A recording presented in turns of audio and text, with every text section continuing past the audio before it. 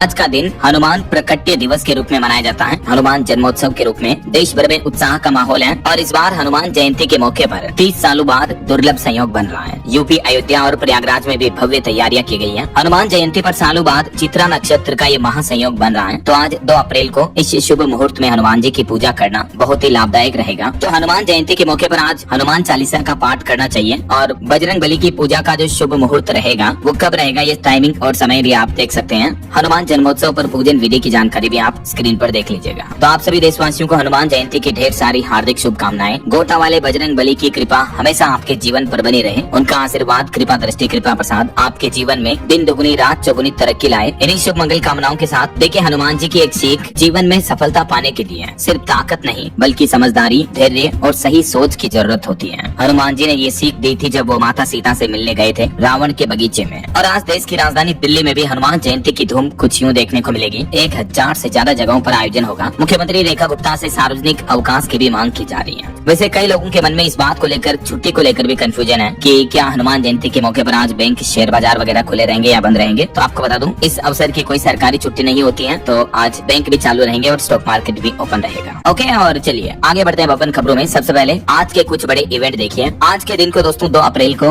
विश्व ऑटिज्म जागरूकता दिवस के रूप में भी मनाया जाता है। और वहीं खबर है, उड़ीसा राज्य में आज 2 अप्रैल से वाहनों के पीयूसी सर्टिफिकेट की जांच में सख्ती बढ़ती जाएगी। बिना वैध पीयूसी वाले वाहनों पर कड़ी कार्रवाई भी होगी। वायु प्रदूषण को नियंत्रित करने के लिए उड़ीसा सरकार की तरफ से ये नया निर्देश जारी किया है। और वहीं मौसम विभाग ने भी चेतावनी दी है। आज 2 अप्रैल से कई राज्यों में आंधी बारिश की चेतावनी है। बारिश का दौर फिर से शुरू होगा। राजधानी दिल्ली से लेकर यूपी, बिहार तक तूफान की भी चेतावनी है। आज 11 राज्यों में बारिश का अलर्ट है। किन किन राज्यों में मौसम विभाग की चेतावनी है आगे मैं आपको बताऊंगा और भी पूरे मौसम समाचार विस्तार से। फिलहाल आगे बढ़ते खबरों में सबसे पहले देख लेते हैं ईरान, इजराइल, अमेरिका जंग से जुड़े कुछ बड़े अपडेट। देखिए, इस जंग को 1 महीने से भी ज्यादा समय हो चुका है और इस बीच अब ट्रंप का कहना है कि अमेरिका नाटो देशों से भी अलग हो सकता है, क्योंकि डोनाल्ड ट्रंप बोले कि जब हमें जरूरत थी तब उस वक्त नाटो देशों ने हमारी मदद नहीं की है। ये सिर्फ कागजी शेर है और पुतिन भी यही मानते हैं। यही वजह कि डोनाल्ड ट्रंप का कहना है कि वे नाटो से बाहर निकलने पर गंभीरता से विचार कर रहे हैं। और इस बीच देखिए, ईरान की चेतावनी के मुताबिक ईरान ने बहरीन में अमेजोन कंपनी के ऑफिस पर भी हमला किया। माइक्रोसॉफ्ट, एप्पल और गूगल जैसी टेक कंपनियां भी अब ईरान के निशाने पर हैं। डोनाल्ड ट्रंप ने कहा कि ईरान से अब डील करने की कोई जरूरत नहीं है। अब तक दोस्तों ईरान, अमेरिका, इजराइल जंग में 3200 से ज्यादा लोगों की मौतें हो चुकी हैं। और वहीं देखिए बड़ी खबर, ईरान युद्ध के बीच हमारे देश में लॉकडाउन का भी एक फेक नोटिस वायरल हुआ। सोशल मीडिया पर शेयर इस पीडीएफ को खोलने पर अप्रैल फूल निकला, क्योंकि जैसा कि आपको पता होगा 1 अप्रैल को हर साल दुनिया भर में अप्रैल फूल दिवस के रूप में मनाया जाता है। तो बीते दिन हमारे देश में भी है लॉकडाउन के नाम से अप्रैल फूल का नोटिस वायरल हुआ।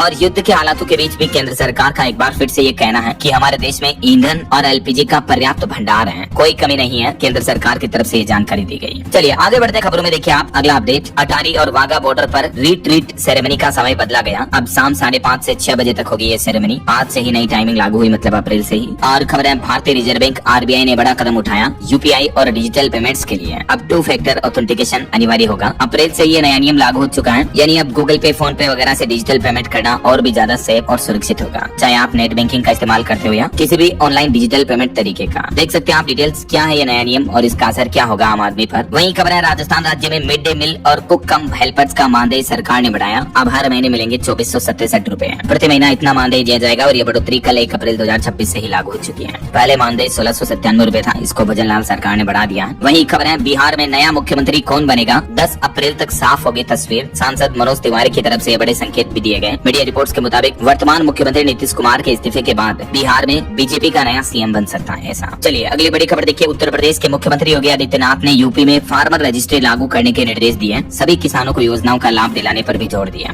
किसानों का ये फार्मर रजिस्ट्री आईडी कार्ड बनाया जाएगा, जिससे कि किसानों को सभी तरह की सरकारी योजनाओं का लाभ समय पर मिल सके ऐसा। वहीं उत्तर प्रदेश के राजकीय महाविद्यालयों के शिक्षकों को भी योगी सरकार ने बड़ी सौगात दी है। अब प्रमोशन से जुड़ी संविदा सेवा और बरसों पुरानी मांग भी उनकी पूरी हो चुकी है। जी हाँ, यूपी के राजकीय महाविद्यालयों के टीचर्स के लिए अच्छी खबर है। जो टीचर पहले संविदा में थे, बाद में नियमित हुए, उनके लिए यूपी की योगी सरकार ने बड़ा फैसला लिया है, जिसके तहत अब ऐसे टीचर्स को भी पुरानी संविदा सेवा को करियर एडवांसमेंट स्कीम यानी CAS के तहत पदोन्नति के लिए जोड़ा जाएगा। यानी संविदा से परमानेंट हुए टीचर्स को भी प्रमोशन वगैरह के पूरे लाभ मिल पाएंगे ऐसा। तो यूपी सरकार के इस फैसले का लाभ किन किन टीचर्स को मिलेगा, इसके बारे में डिटेल्स भी आप देख सकते हैं। जो टीचर्स इन सालों में नौकरी ज्वाइन की है, उनको इस योजना का लाभ मिलेगा ऐसा, है ना। चलिए अगली बड़ी खबर आ रही है कि दिवालिया प्रक्रिया के दौरान भी मिलेगा कर का कब्जा। टावर वाइज बिकेंगे प्रोजेक्ट्स। वित्त मंत्री निर्मला सीतारमण की तरफ से खुद ये बात की जानकारी दी गई और उन्होंने संसद में घोषणा करते हुए कहा कि जो भी हमारे देश में रियल एस्टेट से जुड़े प्रोजेक्ट्स दिवालिया प्रक्रिया से गुजर रहे हैं, तो भी ऐसे प्रोजेक्ट्स के घर खरीदारों को भी उनका कब्जा मिल सकेगा, उन्हें उनका मालिकाना हक मिलेगा। ऐसा केंद्र सरकार की तरफ से यह नया निर्देश भी जारी किया है और वित्त मंत्री ने इस बारे में ट्वीट भी किया है, देख सकते हैं आप। चलिए खबर देखिए, 2000 रुपए के नोटों को लेकर रिजर्व बैंक RBI ने बड़ा अपडेट जारी किया और कहा कि सर्कुलेशन से बाहर किए गए अब तक 2000 रुपए के 98.45% नोट वापस आ चुके हैं, रिजर्व बैंक के पास आ गए हैं बैंकों के जरिए। यानी ऑलमोस्ट 1.5% नोट अभी भी या तो बाजार के सर्कुलेशन में है या तो फिर काला बाजारी के धन के रूप में पड़े हैं वो। ये रिजर्व बैंक की तरफ से लेटेस्ट डेटा जारी किए गए नए वित्त वर्ष के पहले ही दिन। चलिए अगली खबर देखिए दोस्तों, सोना चांदी के भाव पर अपडेट आ रहा। ईरान युद्ध के हालातों के बीच सोना 4120 रुपए बढ़कर 1,51,000 रुपए प्रति 10 ग्राम पहुंच चुका है। वहीं चांदी की कीमतों में 9,701 रुपए की बढ़ोतरी हुई एक ही दिन में और अभी चांदी का भाव 2,40,000 रुपए प्रति किलो चल रहा है। बाकी अलग अलग कैरेट के हिसाब से गोल्ड का प्राइस आप देख सकते हैं। और बड़ी खबर आ रही है, युद्ध के हालातों के बीच महंगाई बढ़ी है देश में और दुनिया भर में। देखिए आप, जेट फ्यूल लगभग 100% महंगा हो चुका है, यानी डबल हो गया। लेकिन सरकार का कहना है कि इस जेट फ्यूल के महंगा होने का असर भी भारत में दिखाई नहीं देगा, यानी भारत की एयरलाइंस कंपनियां दाम नहीं बढ़ाएगी, क्योंकि जेट फ्यूल महंगे होने के एवज में केंद्र सरकार ने कीमतों पर 25% का कैप लगा दिया है। तो इससे घरेलू उड़ानों का किराया जरूर कंट्रोल में रहेगा। हालांकि मीडिया रिपोर्ट्स आ रही है कि जेट फ्यूल के दाम करीब जो 9% 10% तक बढ़े हैं, जबकि दुनिया के कई देशों में तो 100% तक महंगा हो गया, डबल हो गए हैं। तो इस वजह से हवाई सफर और महंगा हो सकता है। और इस बीच देखिए, भारत के घरेलू एयरलाइंस कंपनी इंडिगो ने तो एक बड़ा फैसला भी ले लिया है। इंडिगो की घरेलू उड़ानें अब 950 रुपए, जबकि इंटरनेशनल उड़ानें 10,000 रुपए तक महंगी होगी। पिछले 18 दिन में इंडिगो कंपनी ने ये दूसरी बार किराया बढ़ा दिया। कंपनी का कहना है कि फ्यूल महंगा होने की वजह से ये एक्स्ट्रा चार्ज लिया जाएगा ग्राहकों से, कस्टमर से। तो फिर जरा सोचिए, आखिर केंद्र सरकार का वो आश्वासन कहाँ गया, जबकि एयरलाइंस कंपनियां तो अपना किराया बढ़ाने लग गई है, राइट। आपकी क्या राय विचार है इस मुद्दे पर, कमेंट करके बताएगा जरूर। और अच्छा, वैसे जब महंगाई की बात हो ही रही है तो आपको बताऊंगा दोस्तों, बीते दिन LPG गैस सिलेंडर की रेटें भी बढ़ चुकी हैं। कॉमर्शियल गैस सिलेंडर 218 रुपए तक महंगा हो चुका है। जो होटल रेस्टोरेंट पर काम आता है ना, 19 किलो वाला सिलेंडर, तो उसकी कीमतों में लगभग 200 रुपए तक की बढ़ोतरी देखने को मिली है। इस बढ़ोतरी के बाद अलग अलग शहरों में, दिल्ली, कोलकाता, मुंबई, चेन्नई, यहाँ कॉमर्शियल गैस सिलेंडर के दाम अभी क्या चल रहे हैं आप स्क्रीन पर इस टेबल में देख सकते हैं। और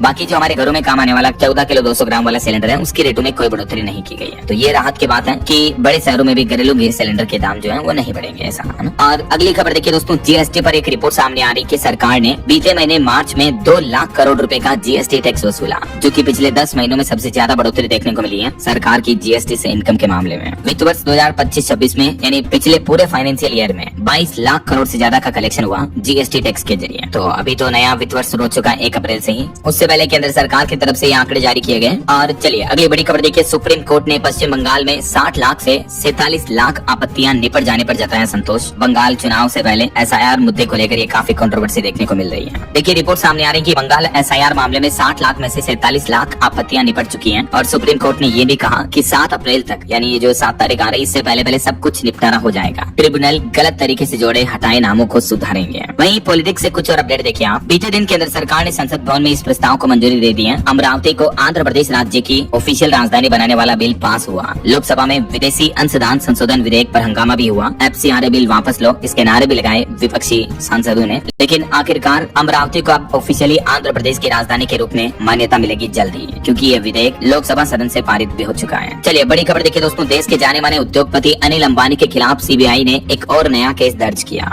अब उन पर आरोप है, जो सरकारी जीवन बीमा कंपनी है LIC, उससे अनिल अंबानी ने 3750 करोड़ रुपए का फ्रॉड किया। तो इसी आरोप के सिलसिले में CBI ने उन पर नया केस दर्ज किया है। बताया जा रहा है कि उन्होंने झूठी जानकारी देकर निवेश करवाया, यानी ऑफिशियली LIC कंपनी को उन्होंने 3750 करोड़ का नुकसान पहुंचाया। तो उन पर ये आरोप लगे और CBI ने चौथा केस दर्ज किया उनके खिलाफ। ऐसा चलिए अगली बड़ी खबर देखिए, टेक कंपनी ओरेकल ने 30,000 कर्मचारियों को जॉब से निकाल दिया। इनमें 12,000 कर्मचारी तो भारतीय हैं। बस अचानक सुबह मेल करके लिखा कि आज आपका लास्ट वर्किंग डे है। देखिए आखिर टेक कंपनियां किस तरह से फायरिंग कर रही हैं। दुनिया के 6ठे सबसे अमीर कारोबारी लेरी एलिसन की ये टेक कंपनी है ओरेकल, और देखिए इस कंपनी ने करीब 30,000 से भी ज्यादा कर्मचारियों को जॉब से निकाल दिया। मीडिया रिपोर्ट्स के मुताबिक कंपनी अगले महीने में छटनी का दूसरा दौर भी शुरू कर सकती है, यानी और भी कर्मचारियों को बाहर निकाल सकती है। और इतनी जॉब्स ले ऑफ पर एक्सपर्ट्स का ये दावा है कि AI यानी आर्टिफिशियल इंटेलिजेंस की वजह से कर्मचारियों को बाहर निकाल रही है दुनिया की दिग्गज टेक कंपनियां। देखिए जरा, समय के साथ साथ हमें भी अपडेट होने की कितनी जरूरत होती है, इस बात का अंदाजा आप लगा सकते हैं इन रिपोर्ट से। और वहीं देखिए दोस्तों, एक बड़ी दुख भरी खबर, बीते दिन एक बड़ी दुर्घटना हो गई नागपुर मुंबई एक्सप्रेसवे पर। एक ट्रक और सवारी टेम्पो के बीच टक्कर हो गई, जिसमें 8 महिलाओं की मौत हो गई, 3 लोग गंभीर रूप से घायल हो गए। हालांकि ट्रक चालक को गिरफ्तार कर लिया है, लेकिन बड़ी जनहानि देखने को मिली इस हादसे में। एक मृतक की तो अभी तक पहचान भी नहीं हो पाई है। देखिए जरा, ईश्वर इन मरने वालों की आत्मा को शांति दे। और चलिए अगली खबर देखिए, राजधानी दिल्ली में इलेक्ट्रिक वाहन नीति अगले 3 महीने तक के लिए बढ़ा दी है। रेखा गुप्ता सरकार ने ये घोषणा की और कहा कि जल्द ही लागू होगी ईवी पॉलिसी 2.0 भी। दिल्ली में मौजूदा इलेक्ट्रिक वाहनों की नीति को सरकार ने ये 3 महीने तक और बढ़ा दिया, तो इससे राजधानी वासियों को इलेक्ट्रिक वाहनों पर सब्सिडी मिलना जारी रहेगी। ऐसा चलिए अगली खबर देखिए। एक और नया आदेश जारी हुआ। उत्तर प्रदेश में अब शादी का रजिस्ट्रेशन कराने पर आधार कार्ड का सत्यापन अनिवार्य होगा। इससे फर्जीवाड़े पर लगाम लगेगी। मैरिज सर्टिफिकेट बनवाना हो या शादी का पंजीकरण करवाना हो, अब आपको आधार कार्ड देना होगा विद उदय के ऑफिशियल पोर्टल पर वेरिफिकेशन के साथ में। फर्जीवाड़े को रोक लगाने के लिए निबंधन विभाग की तरफ से नया आदेश जारी किया है यूपी में। नए वित्त वर्ष 1 अप्रैल से यह नया नियम लागू हो चुका है। ऐसा